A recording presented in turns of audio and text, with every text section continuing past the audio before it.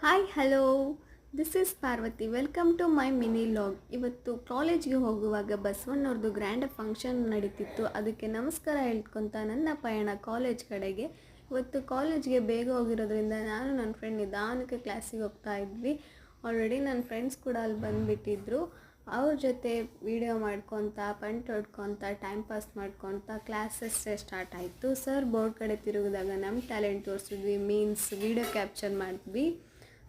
Time ಸಿಕ್ಕರೆ ಕಾರಿಡಾರಲ್ಲಿ ಓಡಾಡೋದೇ ನಮ್ಮ ಕೆಲಸ.